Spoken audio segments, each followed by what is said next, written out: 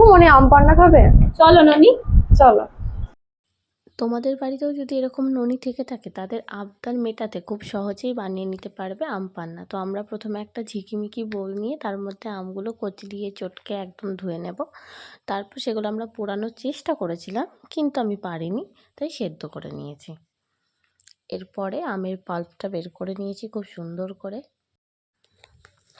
কাঁচা লঙ্কাগুলো ঘাড় মুটকিয়ে ডলে নিয়েছি নুন দিয়ে। নুন দেওয়ার ভিডিওটা দেখানো হয়নি। এরপর দিয়ে দেব পরিমাণ মতো ঠান্ডা জল। এবার দিয়ে দেব জিরে গুঁড়ো।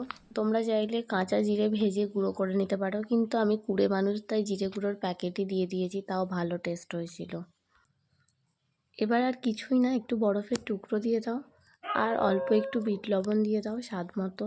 তারপর সব কিছু একসাথে মিশিয়ে নাও, গ্লাসে দিয়ে দাও আর এরপর তোমাদের ননীদেরকে দিয়ে দাও, আদরের ননী। তারপর খেয়ে বলে দেবে কেমন হয়েছে।